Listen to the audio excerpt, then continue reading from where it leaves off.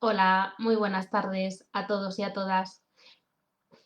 A ver, un momentito que hemos tenido un problema en el Facebook. A ver.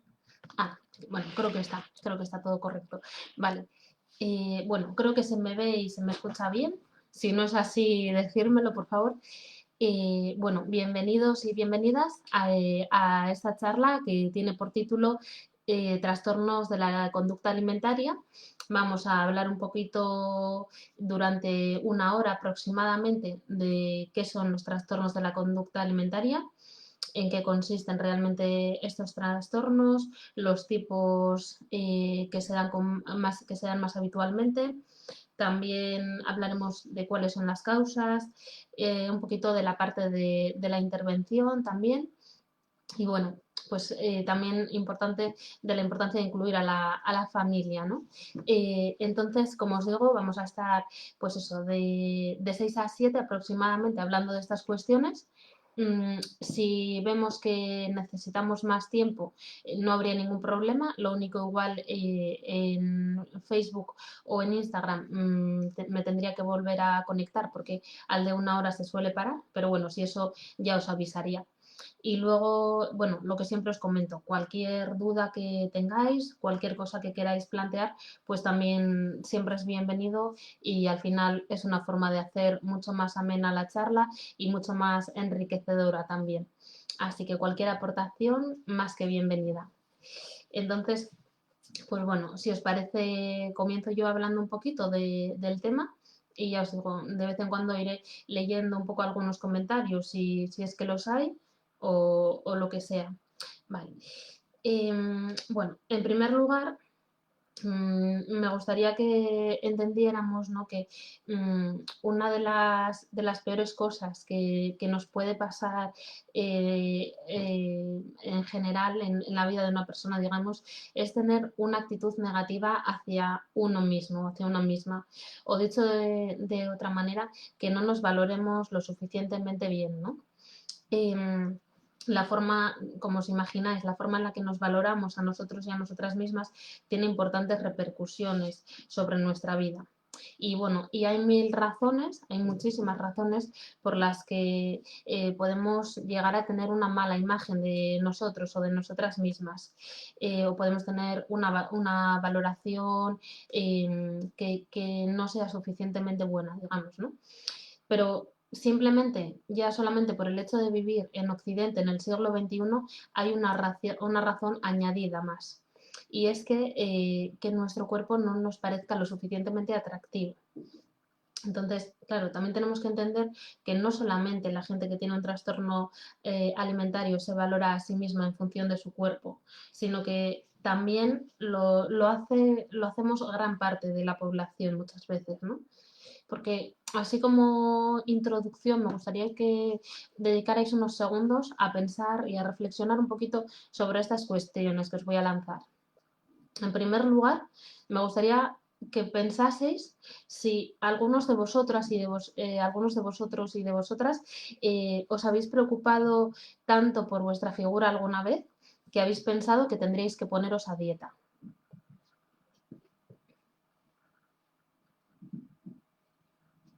Otra pregunta que me gustaría haceros también es si habéis pensado que teníais los muslos, las caderas, las nalgas o la cintura demasiado grandes en relación al resto de vuestro cuerpo.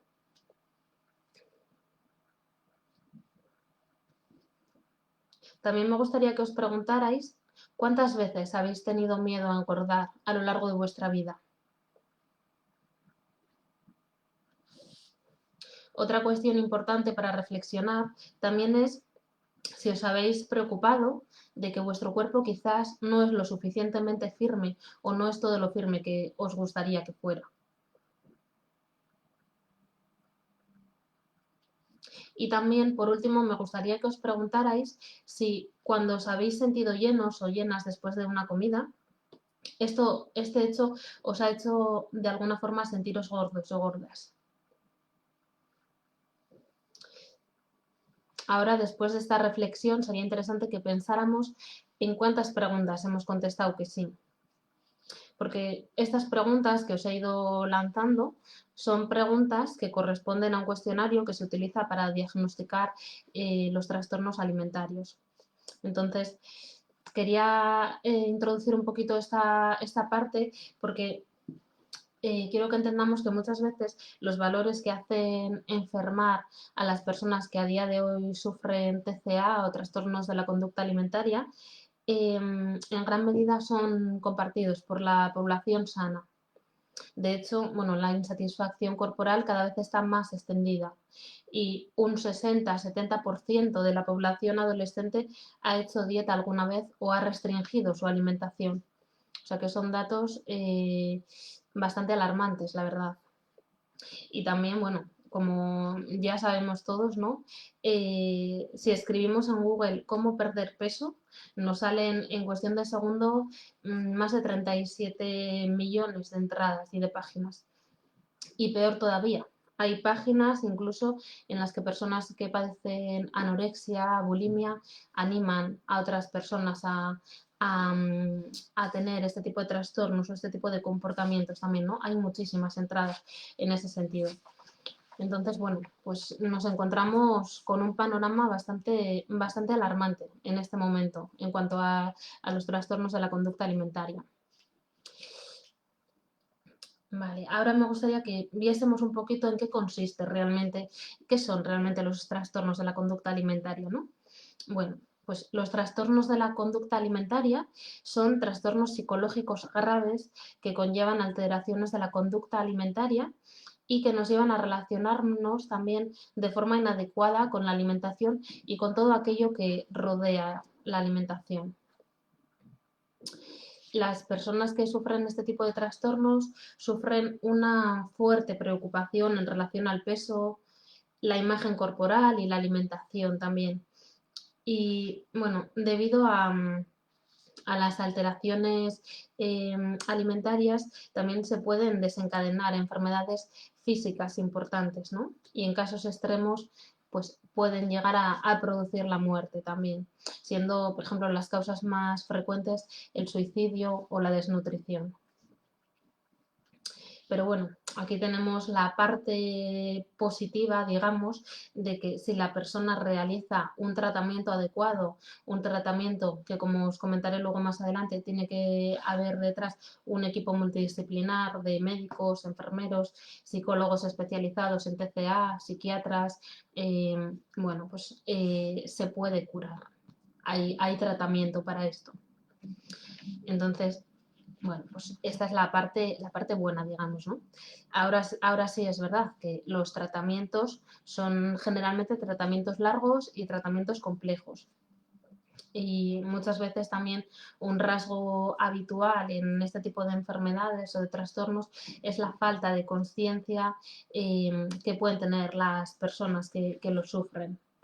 Entonces, pues bueno, pues esto también a veces dificulta, ¿no? Esa adherencia al tratamiento y que el tratamiento se realice de forma exitosa. Con esto me refiero a que muchas veces las personas que sufren trastornos de la conducta alimentaria no son capaces de identificar las consecuencias negativas de estos trastornos, ni la necesidad siquiera de hacer tratamiento, ni tampoco los beneficios que puede tener el tratamiento en sí. Entonces, pues como decíamos, estos hechos dificultan esa adherencia al tratamiento y aquí es donde entra sobre todo el papel tan imprescindible que tiene la familia en todo esto, ¿no? Porque en este tipo de trastornos es fundamental incluir a la familia y hacer un abordaje familiar. Luego nos atendremos un poquito más en esta parte. Vale. También otra parte que me gustaría señalar, que me parece importante, es la importancia de los modelos establecidos y la importancia que tiene la cultura en la que vivimos. Es decir, todos sabemos que dependiendo de la sociedad, de la cultura en la que vivimos, tener sobrepeso o no es belleza. Es decir, en nuestra cultura tener sobrepeso también sabemos que no es sinónimo de belleza, ¿no? Aquí tenemos que estar todos delgadísimos y delgadísimas, esbeltos, tonificados y bueno, y sobre todo antes del verano, sobre todo los tres últimos meses antes del verano, estamos todos como locos y como locas mirando bikinis con el cuerpo diciéndonos no tengo que adelgazar, tengo que perder X kilos, me tengo que apuntar al gimnasio ya. O sea, esto es un bombardeo también constante en los medios de comunicación, de los anuncios. Pero sin embargo, hay en otros países en los que se da todo lo contrario. Es decir, por ejemplo, en Sudamérica las mujeres van muy ceñidas, ¿no? Con sus curvas, con sus caderas, sus culos, y eso es sinónimo de belleza. O sea, hay otro concepto totalmente diferente de la belleza. De hecho, en este tipo de países, por ejemplo, cuanto más curvas tiene una persona, o sea, más bella es. Y incluso hay gente que se llega a operar. O sea, fijaros en las gran incongruencias que hay, ¿no? En este sentido. En algunas culturas, de hecho, las curvas son sinónimo de poder adquisitivo, de que realmente no estamos pasando necesidades, no estamos pasando penuria ni hambre. Pero aquí en nuestra sociedad parece que hay que hacer todo lo contrario, parece que hay que pasar hambre y hay que comer tomate, zanahoria y lechuga y ya está. O sea, fijaros en las barbaridades, ¿no? Y en la gran diferencia de una cultura a otra. Muchas veces la cultura nos marca también pues lo que es bonito, lo que es feo, lo que es correcto, adecuado, inadecuado. Entonces, pues claro, todo esto también influye a veces en los TCAs. Y muchas veces, claro, fijaros también en el ideal de belleza que nos marca nuestra cultura, ¿no? El problema también es que el ideal de belleza que marca nuestra cultura es un ideal de belleza que muchas veces es inalcanzable para la mayoría de personas. Y esto supone muchos problemas también, porque si queremos llegar a ese ideal de belleza y sabemos, bueno, no sabemos muchas veces, ¿no? Pero siendo realistas es un ideal de belleza bastante inalcanzable, pues claro, la de frustración que puede generar si uno hace un montón de esfuerzos por conseguirlo y ve que por mucho que se esfuerce, no consigue, que tiene la sensación de que nunca es suficiente, ¿no? Entonces, pues bueno, todo esto creo que también hay que tenerlo en cuenta. Luego también, además, aquí tenemos algunos factores potenciadores que fomentan los TCA. Por ejemplo, en ningún momento el cuerpo ha sido tan expuesto y tan difundido como lo es ahora. Ahora mismo los medios de comunicación, las redes sociales juegan una parte fundamental en todo esto, ¿no? Porque pensar, por ejemplo, cuántas veces al día, en un solo día, cuántas veces vemos la imagen de un cuerpo humano en un medio de comunicación, en las redes sociales, en los anuncios, en carteles publicitarios. Estamos expuestos a ver cuerpos humanos todo el tiempo, ¿no? Constantemente a lo largo de nuestro día. Y cuáles son los cuerpos que nos venden tanto en las redes sociales como en los anuncios, qué cuerpos son a los que estamos expuestos y expuestas. Pues generalmente a esos cuerpos que nos hablan de ese ideal de belleza, ¿no? De eso que todos y todas deberíamos de conseguir y de alcanzar. Entonces, esto lleva muchas veces a que nos relacionemos con nuestro cuerpo de una forma insana, fijándonos también en todos los defectos físicos que nos encontramos y todas las cosas que no nos gustan. La celulitis, la barriga, el culo, la cadera, los muslos, centrando la atención en todo esto, cuando nuestro cuerpo es mucho más que todo eso, pero es como que ponemos ahí el foco, ¿no? Entonces, bueno, pues luego también, claro, en este sentido, vivimos en una sociedad que tiene una actitud muy negativa y muchos prejuicios hacia las personas que tienen obesidad. Esto también es una realidad. Y es innegable que la obesidad conlleva problemas de salud, pero en los prejuicios que hay en la sociedad van mucho más allá de eso. Porque generalmente a las personas que sufren o que tienen sobrepeso se les considera indisciplinadas, perezosas, vagas, ¿no? Hay un concepto muy negativo de estas personas. Entonces, y además es un prejuicio que se extiende a diferentes ámbitos, al ámbito laboral, al ámbito académico, de las relaciones interpersonales también. Es como que tachamos a las personas que tienen sobrepeso por todos estos prejuicios que hay hacia ellas y también es como que nos da miedo, pánico muchas veces coger tantísimo peso. Y luego también, bueno, está la actitud contraria, que es que se refuerza positivamente a las personas que se considera que entran dentro del canon de belleza actual. Por ejemplo, no sé si os acordáis, pero hace unos años, creo que fue un par de años, había un preso que se le consideraba muy, muy atractivo y que a día de hoy su físico le dio la fama y a día de hoy es millonario. Entonces, o sea, fijaros hasta qué punto se refuerza en nuestra sociedad también el atractivo físico, ¿no? Y bueno, y estas actitudes también, si nos ponemos a pensar, las tienen los niños y las niñas desde que son muy pequeños, cada vez más, cada vez empezamos antes con este tipo de actitudes. El miedo a engordar está presente desde que somos pequeños y pequeñas. De hecho, hay muchos niños y muchas niñas que sufren bullying por este motivo, ¿no? Que es como pues, se meten mucho con ellos y se ceban hasta el punto de que llegan a sufrir acoso escolar. Entonces, o sea, estamos en una sociedad en la que esto se machaca mucho. Vale. Vamos a hablar un poquito de cuáles son los trastornos de la alimentación más comunes y más habituales. En primer lugar, os digamos que hay tres. Son tres los trastornos alimenticios más comunes y más habituales. En primer lugar estaría el trastorno por atracón, es decir, comer sin control. Las personas que tienen trastorno por atracón siguen comiendo incluso después de estar llenas. No, no paran, aunque se encuentran saciados o saciadas, no paran. Y a menudo comen hasta que se sienten muy incómodos, hasta que tienen dolor de tripa fuerte ya intenso, hasta ahí no paran. Y claro, a nivel también emocional, esto contribuye a que después aparezcan sentimientos de culpa, de vergüenza, de angustia. También darnos atracones de comida con demasiada frecuencia puede llevarnos a un aumento de peso importante, incluso también a tener obesidad. Este muchas veces es el trastorno, o sea, el trastorno por atracón es el trastorno alimentario más común en Estados Unidos. Luego tendríamos otro tipo de trastorno que es la bulimia nerviosa.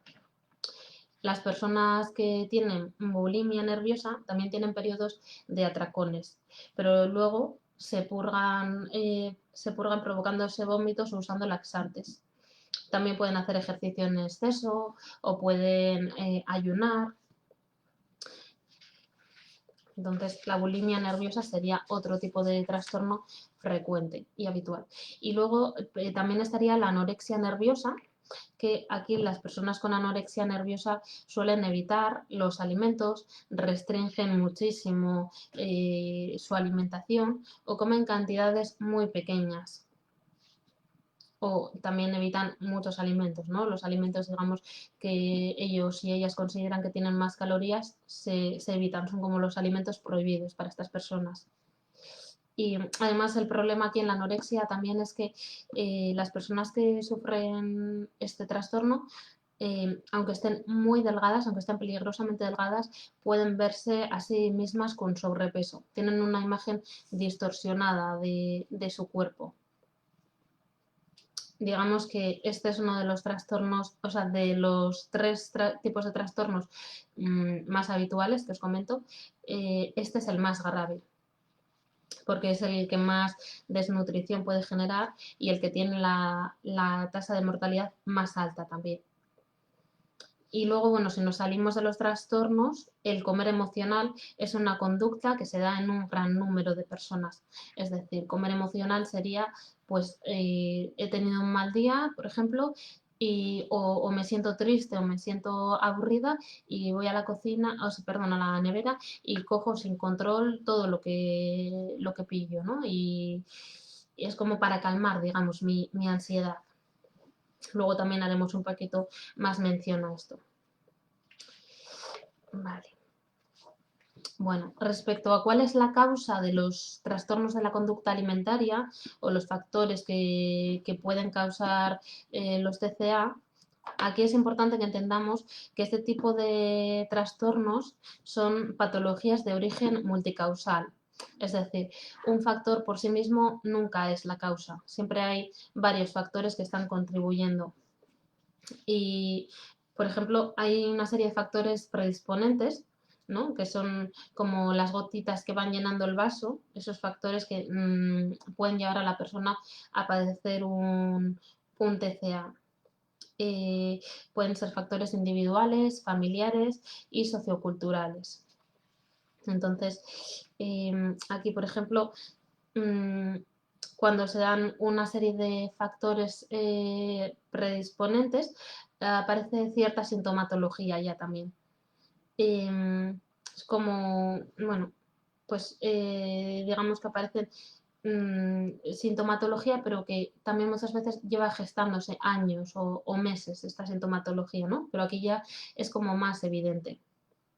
Entonces, por ejemplo, 4 aspectos que nos podemos encontrar en la base de los TCA, 4 factores que nos pueden llevar a sufrir este tipo de trastornos son, en primer lugar, la baja autoestima. También hay un perfeccionismo clínico y una autoexigencia muy elevada, una intolerancia hacia las emociones o no saber gestionar adecuadamente nuestro mundo emocional y también dificultades interpersonales, ¿no? Pues puede que aparezcan dificultades en la familia, en la relación con los iguales. Estos digamos que serían los factores que generalmente predisponen más fácilmente a tener este tipo de trastornos. Y, como os digo, hay una muy estrecha relación entre los TCA y la gestión emocional. También es importante que entendamos que los síntomas, digamos que esos síntomas que se ven, ¿no? Lo que es más visible, muchas veces es la única manera que las personas que sufren este tipo de trastornos han encontrado para manejarse con ese dolor emocional. Por ejemplo, las personas que sufren anorexia tienden a anestesiar sus estados emocionales a través del control y la restricción. Y sin embargo, las personas que sufren bulimia o trastornos por atracón, aquí este tipo de personas se refugian en la comida como forma de calmar o de evitar esos estados emocionales más difíciles que pueden tener. La comida, digamos que en los casos de la bulimia y de los trastornos por atracón, funciona como una especie de ansiolítico que calma el malestar que aparece en un primer momento, ¿no? Pero, claro, luego no resulta tan efectivo, porque tras un corto periodo de tiempo, cuando nos pegamos estos atracones, la emoción que desencadenó el atracón sigue estando presente. Y además, el problema es que a esta emoción se le han unido muchas veces, como poco, la vergüenza y la culpa por lo que acaba de pasar. Entonces, ¿cuál es el resultado? Pues que el malestar a medio plazo aumenta. Es decir, no es una buena estrategia, ¿no? Utilizar la comida como una especie de ansiolítico emocional. Y respecto a qué edad se manifiestan estos trastornos, bueno, pues aunque pueden aparecer a cualquier edad, sí que se ha comprobado que hay una edad o una etapa de la vida, que es la adolescencia, que es la etapa de mayor riesgo para presentar TCA. Aquí la mayor incidencia sobre todo se da entre los 12 y los 18 años, pero cada vez nos encontramos casos en los que esto se da antes. Aparece, incluso ya podemos hablar de que aparece a los 8 o a los 9 años. Y sobre todo se da en mujeres, se da mucho más en mujeres que en hombres. Entonces, también por eso es fundamental que la familia esté incluida en todo esto, porque son personas muy jóvenes y hay muy poca conciencia cuando sufrimos este tipo de enfermedad. Vale. Hasta aquí, no sé si tenéis alguna pregunta, si queréis plantear alguna cuestión. Os voy a dar unos segunditos y si no, pasamos a la parte de la intervención.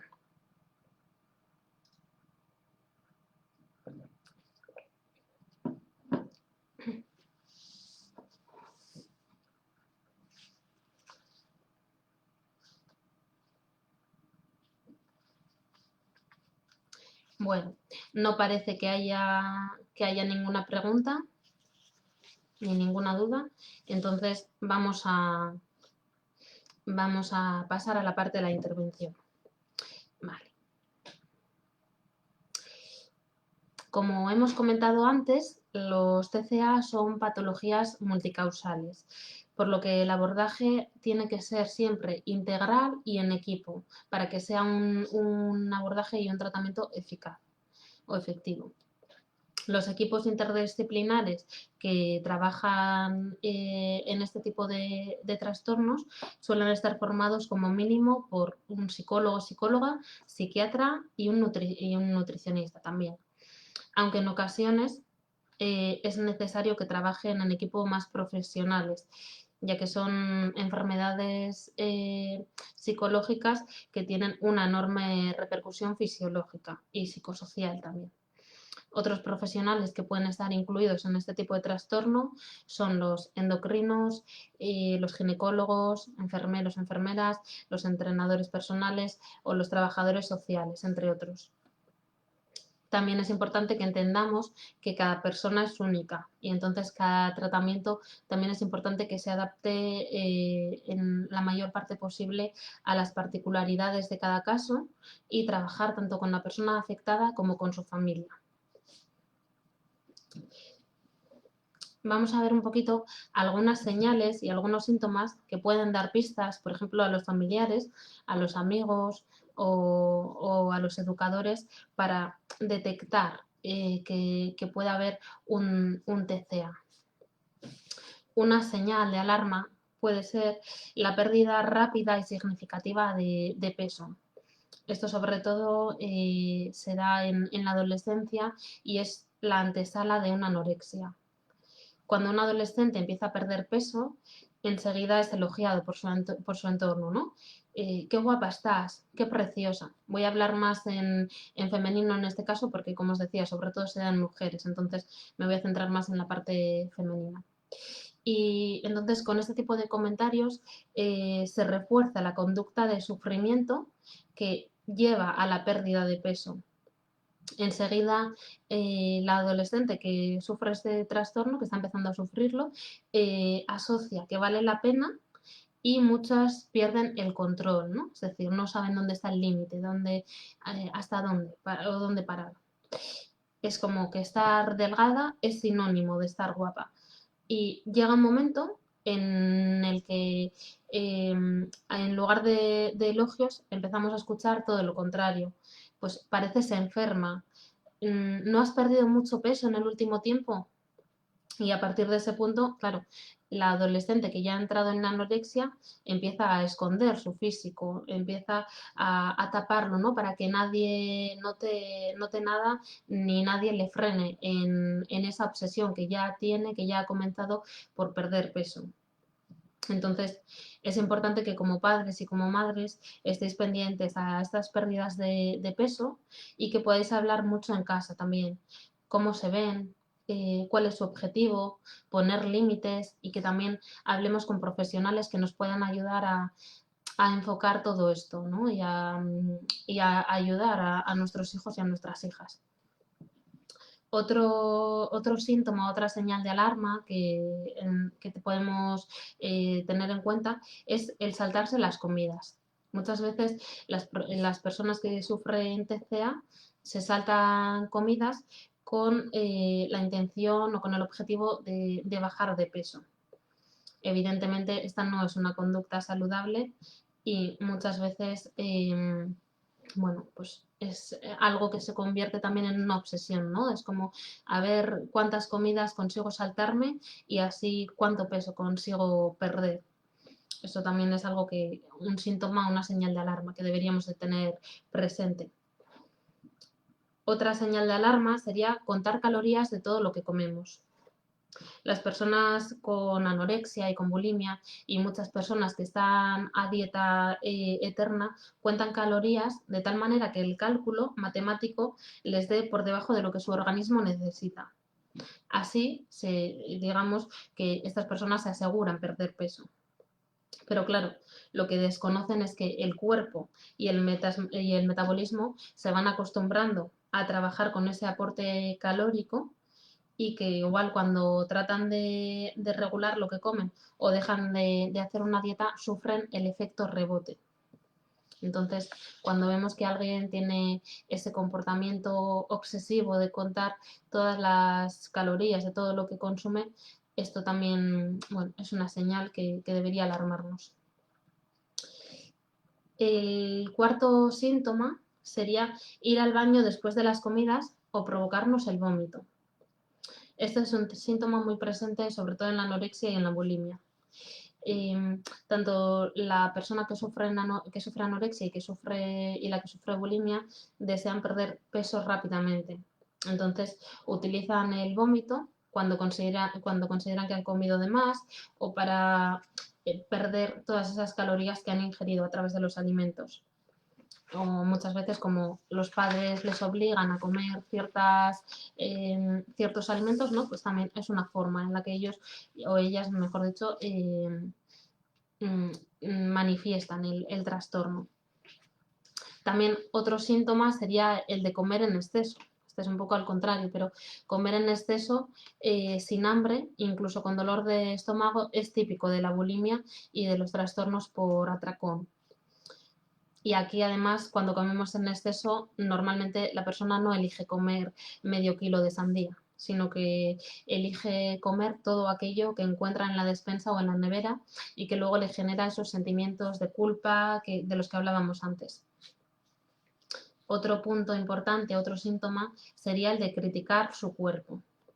Criticar la forma de su cuerpo, cómo les queda la ropa, ponerse delante del espejo sacando todos los defectos que ven, verse subjetivamente mucho más peso del que tienen de verdad. Muchas de las personas que sufren anorexia o bulimia ni siquiera son capaces de mirarse al espejo por el rechazo que les genera su cuerpo.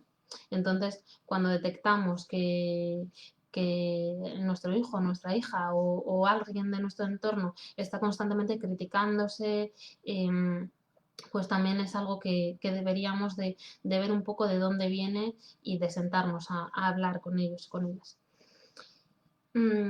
También otro síntoma es el de hacer ejercicio de más, de hacer ejercicio de forma obsesiva.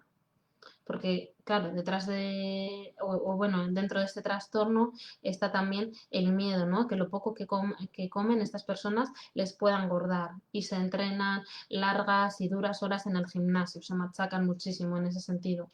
Entonces, aunque hacer deporte es una conducta muy saludable, claro, ya cuando lo llevamos a esa parte obsesiva y hacemos más deporte del que nos recomienda el médico, nos recomienda el entrenador físico, pues ahí ya es cuando también esto se puede convertir en un problema importante.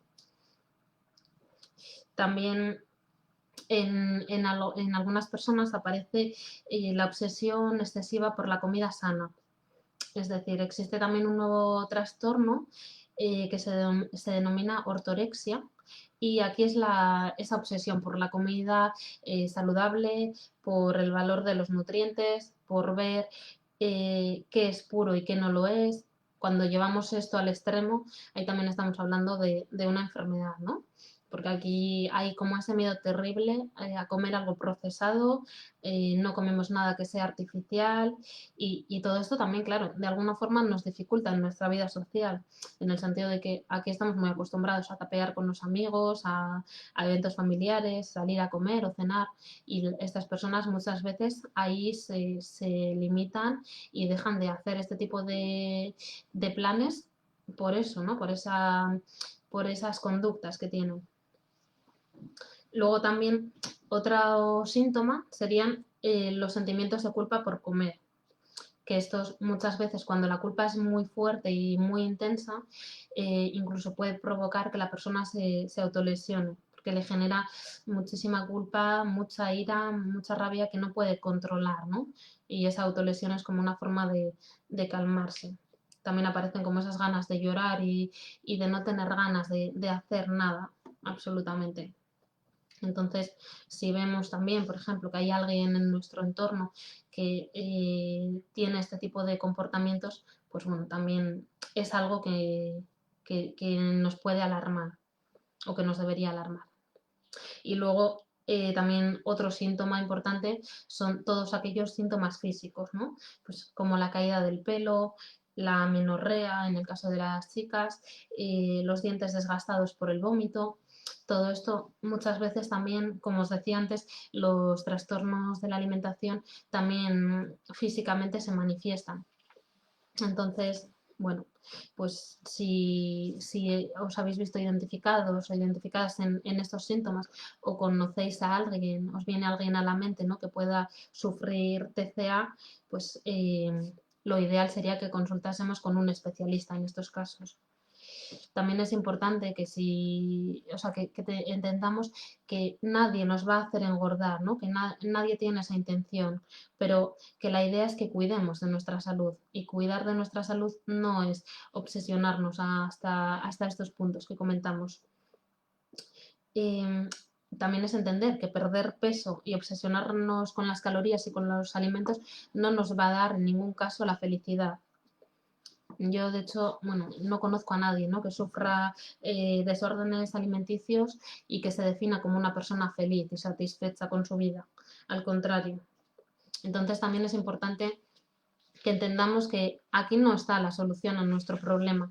Podemos tener un problema determinado, pero la solución no es obsesionarnos con la comida y llevarlo a estos extremos. Como os decía antes también, aquí en este abordaje y en este trabajo de intervención, en el caso de los TCAs, es imprescindible incluir a la familia. La familia aquí adquiere un papel fundamental. De hecho, por ejemplo, hay en ocasiones, ¿no?, que algunas circunstancias familiares, como los problemas alimentarios o emocionales en los padres o en las madres, la elevada exigencia, el perfeccionismo, la sobreprotección o vivencias negativas a nivel social, quizás el rechazo por parte de los iguales, el acoso escolar, burlas por el físico, pueden estar, como decíamos antes, entre los factores predisponentes o precipitantes de un TCA. Pero tanto la familia como el círculo social forman parte de la solución.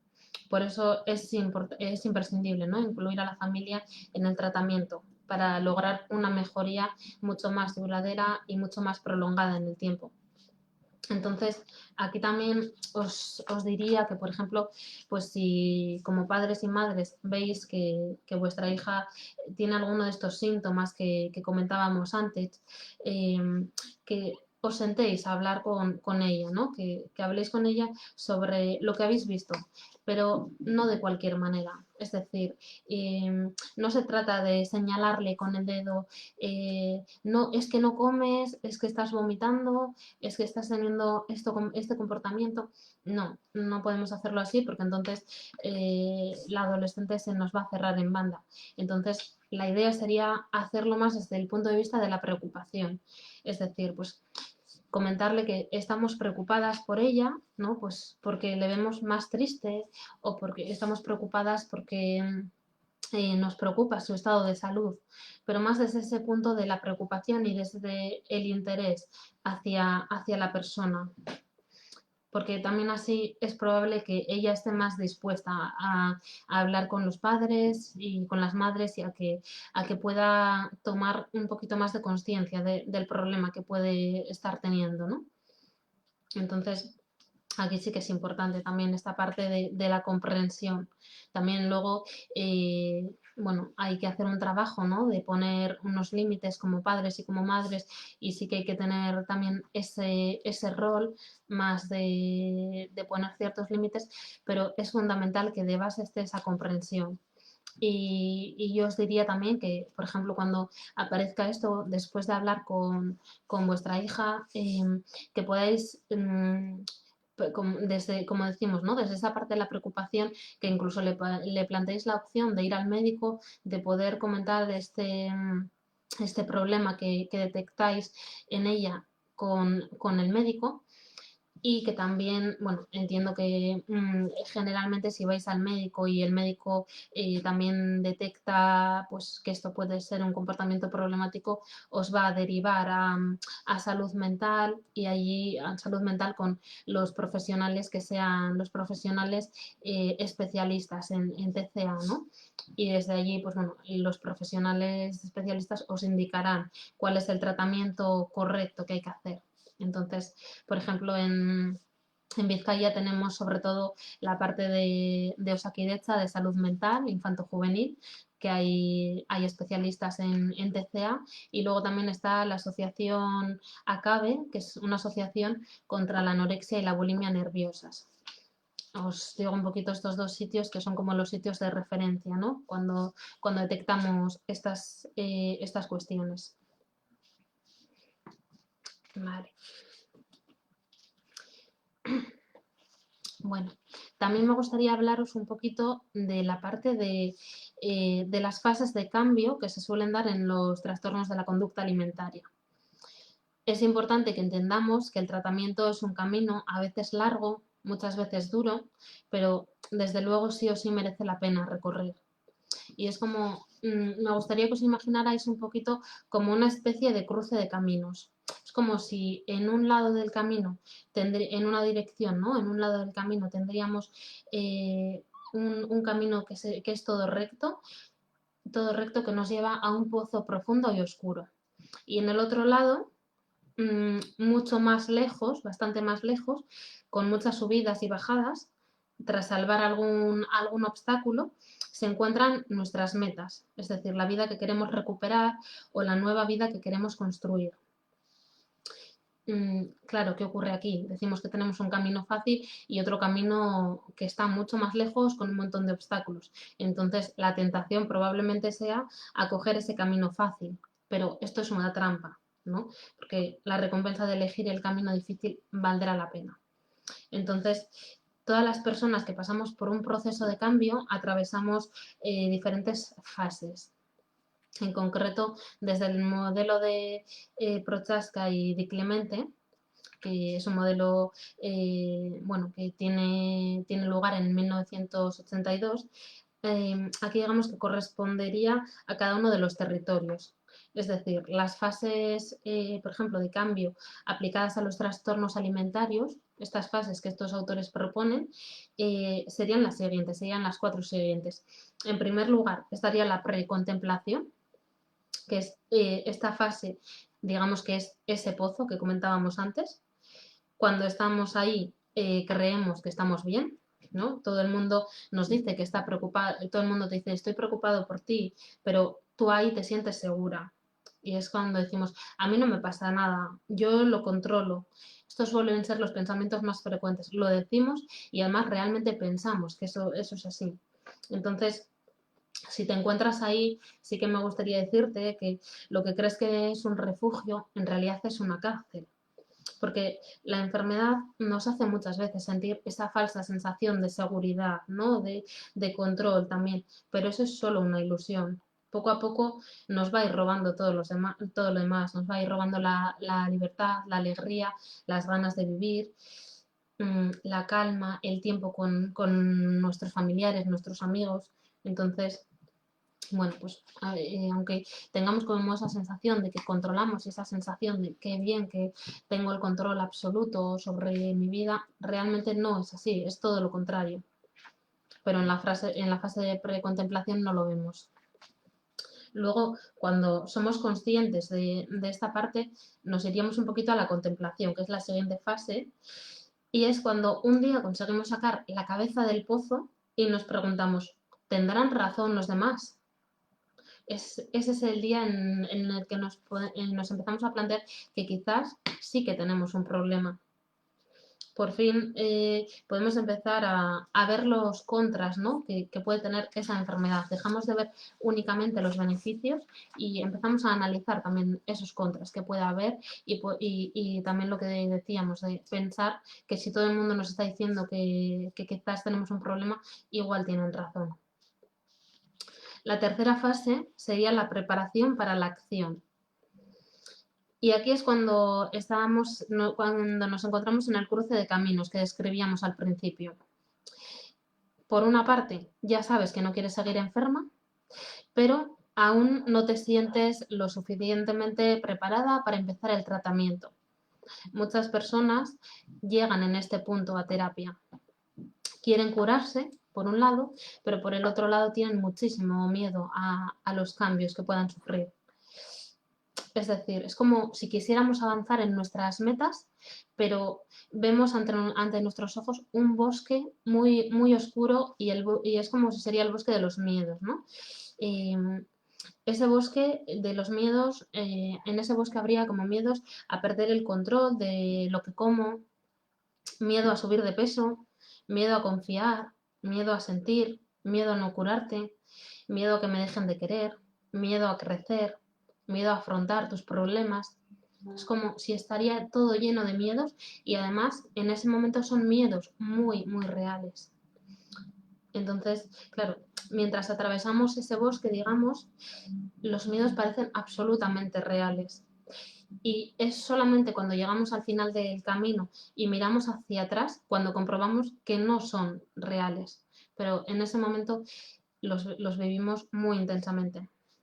Entonces, en ese momento lo que deberíamos hacer es, bueno, cruzar por ese bosque, ¿no? Pese a esa oscuridad y pese a esos miedos, cruzar por ese bosque y agarrarnos de la mano de nuestros familiares, de nuestros amigos, de los terapeutas, de todas aquellas personas que sabemos que nos lo van a poner un poquito menos difícil y que van a estar ahí para ayudarnos en todo lo que puedan.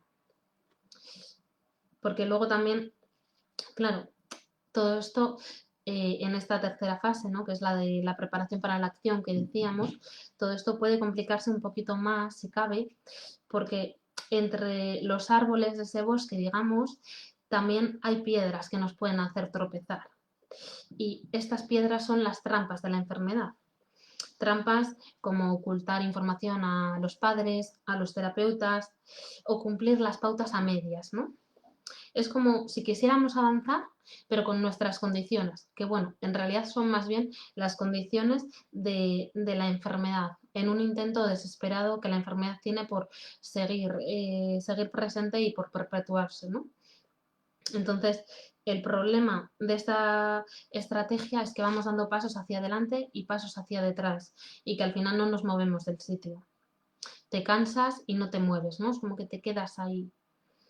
Entonces, si queremos pasar a la siguiente fase, la idea sería confiar todo lo posible en el equipo terapéutico, confiar en que son personas, son profesionales que nos van a ayudar y dejarnos guiar por ellos sin condiciones, sin las condiciones que la enfermedad nos pone.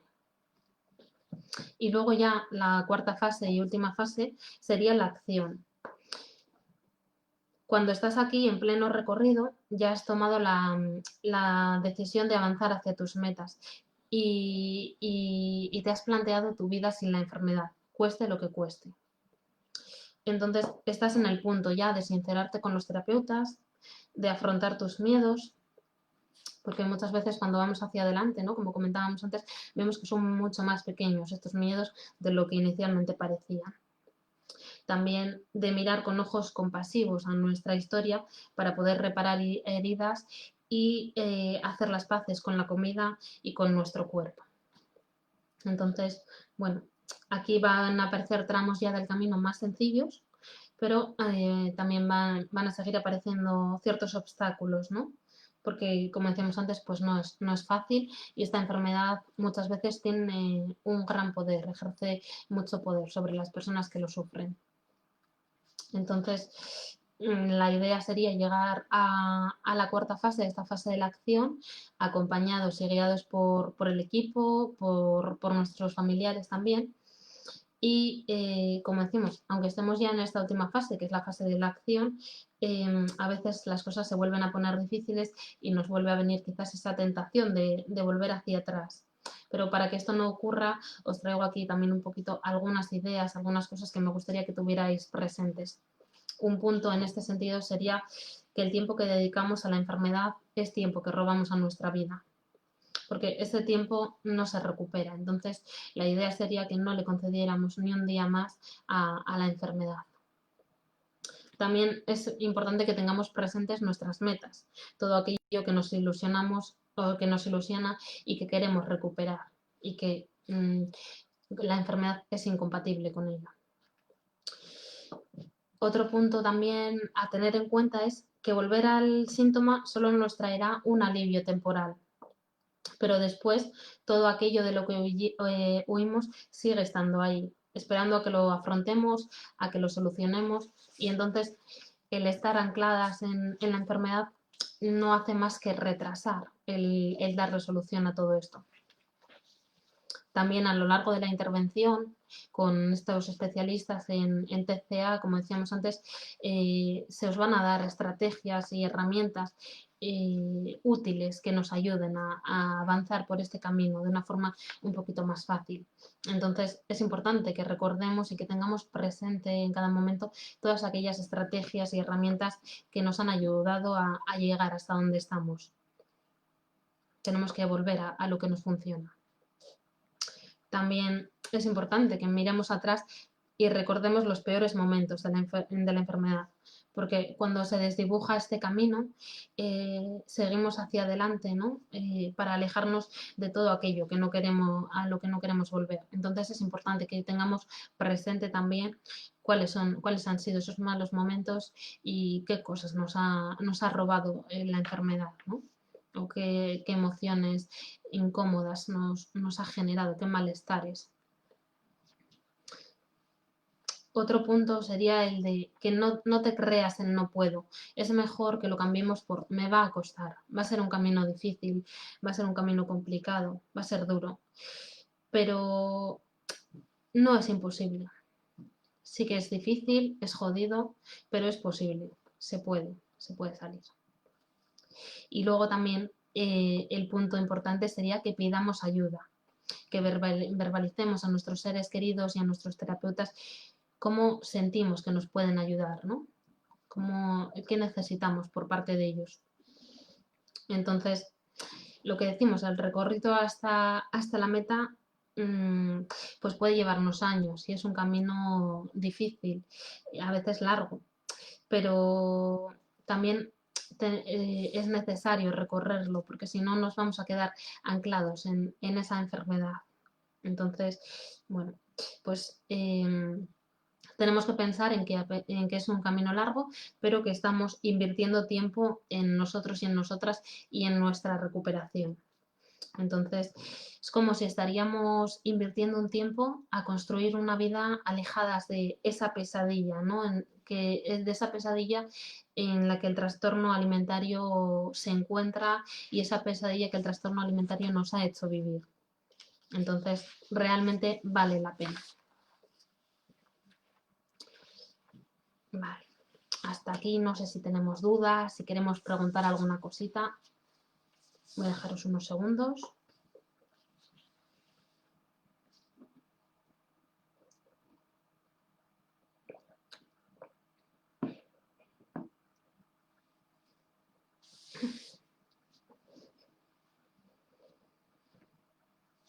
Bueno, no veo que haya tampoco ninguna duda.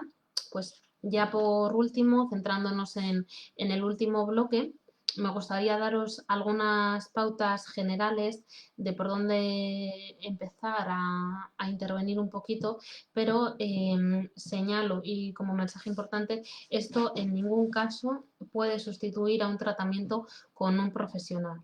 Nunca puede sustituir a esa intervención interdisciplinar que os comentaba antes. Yo os doy algunas pautas, también como madres, como padres, como educadores, si queréis, para que podáis quizás ayudar un poquito desde ahí a vuestros familiares, o si sois vosotras las personas que estáis sufriendo un poquito esto, para que intentéis de alguna forma ponerle freno, pero muy importante, esto no debe sustituir la ayuda profesional.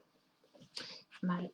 En primer lugar, una pauta y la primera tiene que ser el que tenemos que aceptar que tenemos un problema y que nos tenemos que dejar ayudar. porque es un problema, cuando hablamos de un TCA, es un problema del que tenemos que tener seguro y claro al 100% que no podemos salir por nosotras mismas. Tiene que haber un equipo detrás, porque este tipo de enfermedades, como decíamos antes, tienen mucha fuerza y tienen mucho poder y nos va a convencer de que ese tiene que ser nuestro estilo de vida, aunque veamos que nos está perjudicando terriblemente y que tiene unas consecuencias gravísimas sobre nuestro estado de salud emocional y físico. Entonces, es importantísimo que haya unos profesionales y una red social de apoyo como son la familia, los amigos detrás y acompañándonos en todo este proceso. El siguiente punto sería el intentar ver de dónde viene esto. ¿Cuáles son los factores que están influyendo en tu caso? Es importante también que entendamos que los TCA son la punta del iceberg, pero habría que ver, siempre tenemos que ver qué es lo que está debajo, qué es lo que está sosteniendo y manteniendo esta mala relación que tenemos con la comida y cuál es el origen de todo ello. Porque al final, digamos que los síntomas, ¿no?, en el TCA son lo que se ven, pero esos síntomas hay algo que los ha producido y hay algo que los están manteniendo también. Entonces, por ejemplo, en psicología, las consultas destinadas a trabajar nuestra relación con la comida no se centran únicamente en hablar de comida y de alimentos. La idea es que solemos hacer una línea de vida, un repaso por toda nuestra historia y del camino que hemos realizado hasta ahora. Y pues bueno, por un lado con la relación con la comida, pero también con todos los acontecimientos vitales que nos han sucedido, es decir, con todas aquellas cosas importantes que han ocurrido en nuestra vida. La idea es hacer un recorrido por nuestra vida para entender todas las vivencias y todas las experiencias que hemos tenido y poder entender la manera de funcionar y qué función tiene, en nuestro caso, esa relación alterada con la comida, ¿no?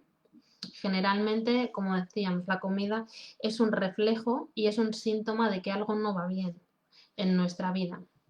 Pero por eso ahí es donde tenemos que ver qué es lo que no va bien. Porque si solamente trabajamos los síntomas e intentamos eliminar estos, que es una parte del tratamiento, ¿no? Pero si solamente nos centramos ahí, nos vamos a quedar en un nivel muy, muy superficial y la enfermedad va a seguir existiendo, porque lo que está en el origen, si no se trabaja, va a seguir siendo algo que nos lleve a esa enfermedad, ¿no? Entonces esto es fundamental también, el abordar eso, qué está influyendo ahí y cuál es el origen. Luego, bueno, el tercer punto también, otro punto importante sería el aprender a gestionar adecuadamente nuestras emociones, porque como hemos ido comentando a lo largo de la charla, a veces tapamos las emociones mediante la comida. Es como si la comida fuese una vía de escape. En el trastorno de atracón y de bulimia, como decíamos, es como una especie de anestesiante, de ansiolítico, ¿no? Para tapar esas emociones más difíciles. Y en el caso de la anorexia es como, pues eso, esa necesidad de tener el control, como de que pensamos que así controlamos todo lo que nos pasa a través de la restricción. También pensamos que así controlamos el no sufrir, lo cual evidentemente pues no es cierto. Entonces es fundamental también que aprendamos a gestionar las emociones, ¿no? Que aprendamos a identificarlas y luego también a gestionarlas. Entonces, como ejercicio aquí os propongo que busquéis un listado de emociones y que lo tengáis cerca y que cada día dediquéis un minuto a cerrar los ojos, conectar con vosotras y con vosotros mismos, escuchar las emociones y notar un poquito las sensaciones corporales que las acompañan también.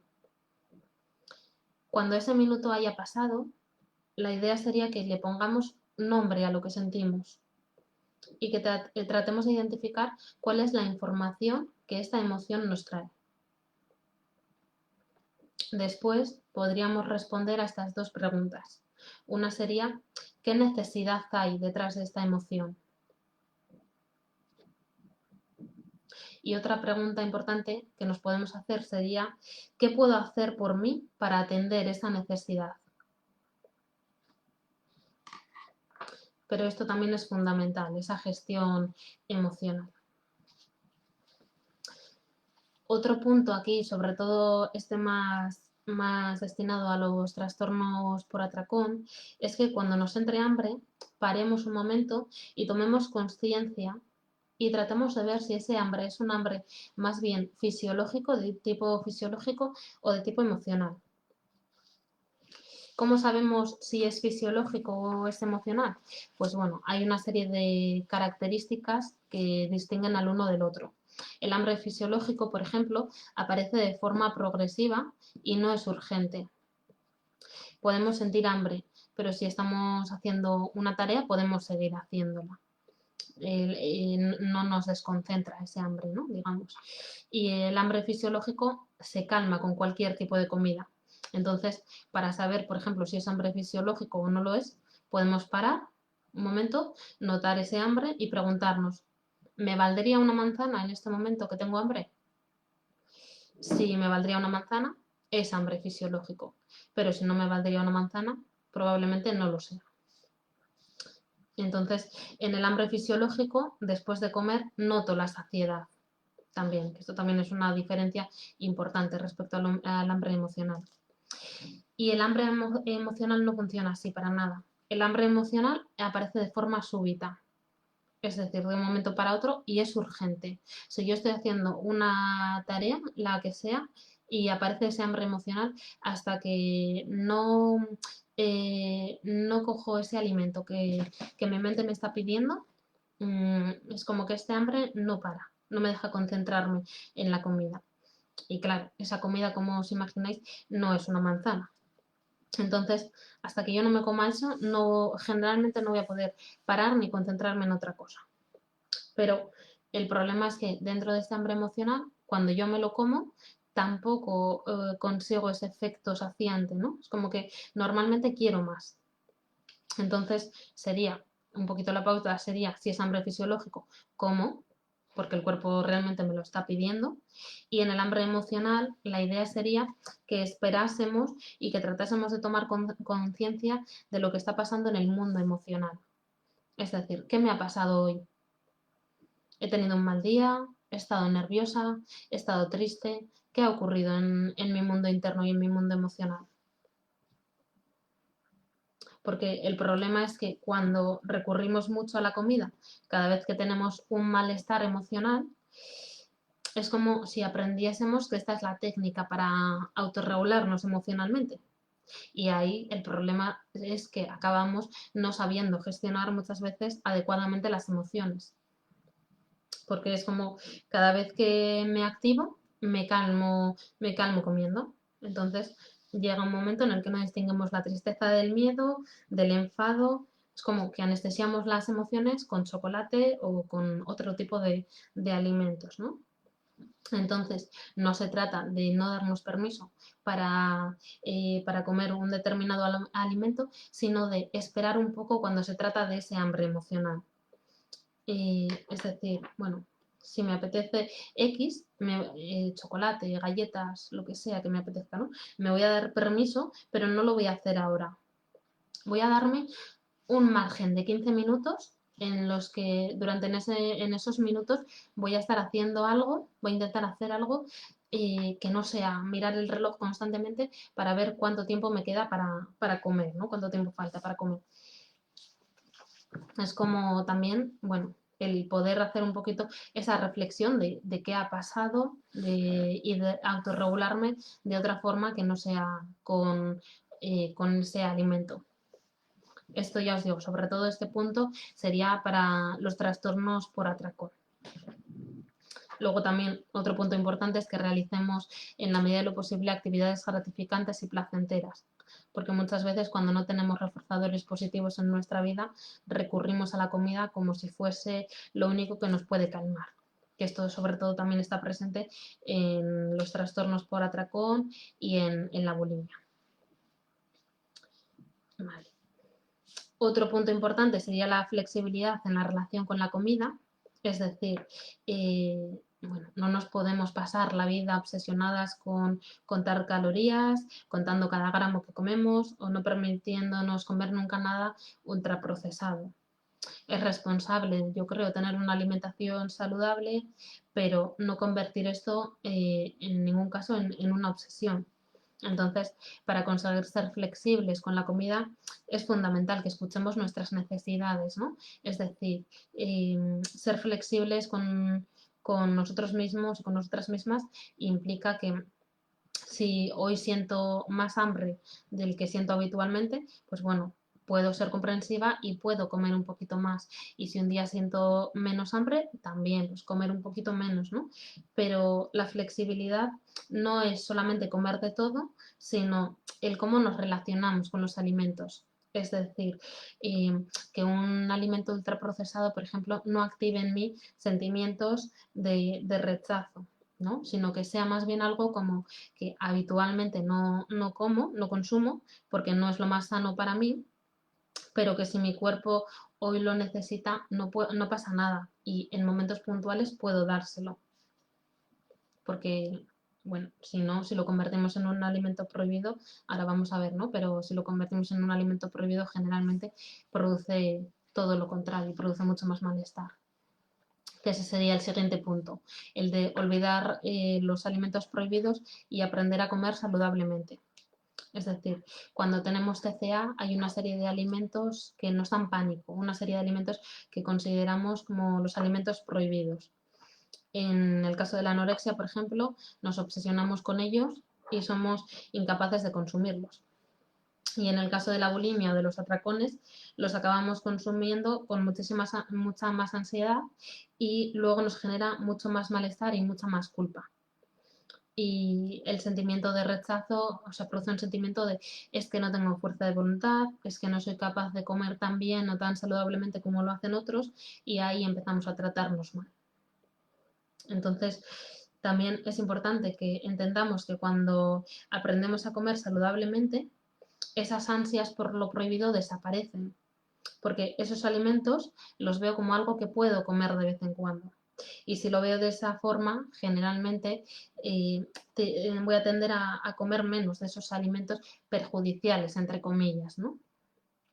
Es, por ejemplo, aquí está claro el ejemplo de pensar en cuando os vais de vacaciones y tenemos, por ejemplo, nos damos más licencias con la comida, es decir, estamos comiendo la mayor parte de los días fuera, cenando fuera, o sea, tenemos una alimentación menos saludable, ¿no?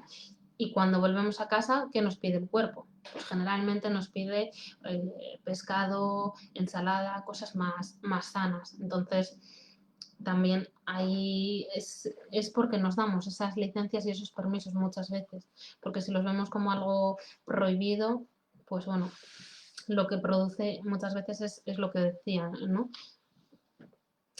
Otro punto importante también es reforzar nuestra autoestima, esto es algo imprescindible, porque como decíamos antes, es un factor que nos predispone a tener trastornos de la conducta alimentaria muchas veces. Y entonces, bueno, pues la idea sería hacer un trabajo también a nivel de autoestima. Y bueno, mientras hacemos ese trabajo, ¿no? Pues yo aquí como ejercicio así breve y sencillo para poder hacer desde ya mismo, lo que os propondría sería empezar al final del día, el introducir un poquito el hábito de valorar algo positivo o algo que os haya gustado de vosotros y de vosotras mismas.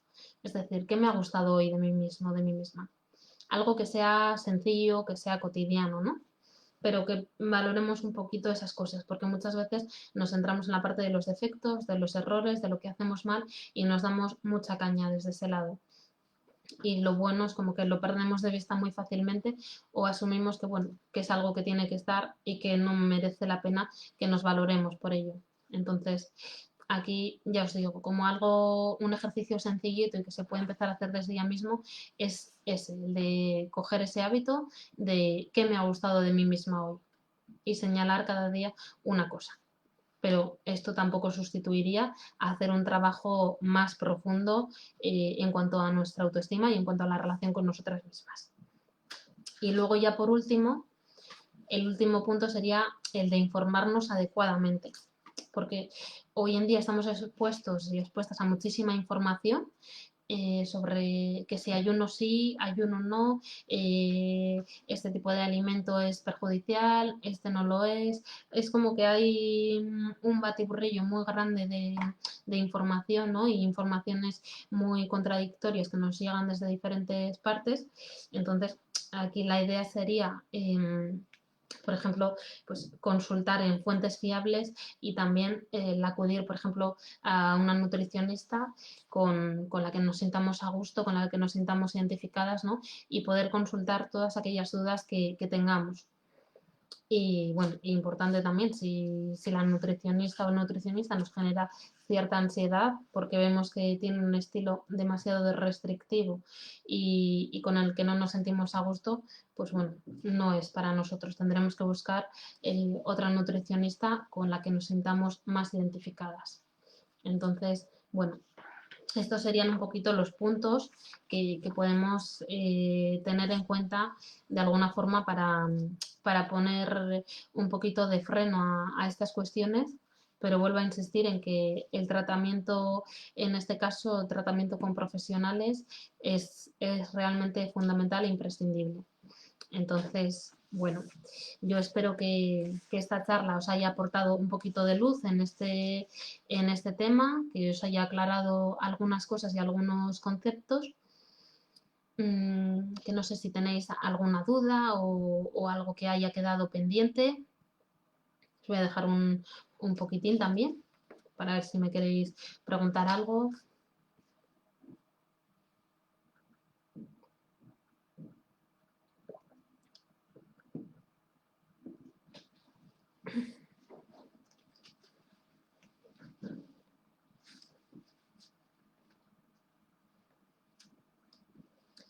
Vale. Bueno, no veo que haya ningún comentario ni ninguna duda, pero como siempre os digo, si como esto se va a quedar grabado, lo vamos a dejar colgado en las redes sociales del CIG de Sestao, tanto en el Facebook como en el Instagram. Si alguna persona lo veis después y tenéis alguna duda o queréis plantear alguna cuestión, bueno, pues dejarlo en comentarios, que intentaré pasarme de vez en cuando e intentaré daros respuesta a esas cosas a esas dudas que os surjan. ¿Vale? Bueno, pues lo que os decía, que espero que hayáis disfrutado de la charla y que os llevéis alguna cosita para poder aplicar o al menos algunos conocimientos que os puedan resultar importantes e interesantes. Nada más por mi parte. Hasta pronto. Agur.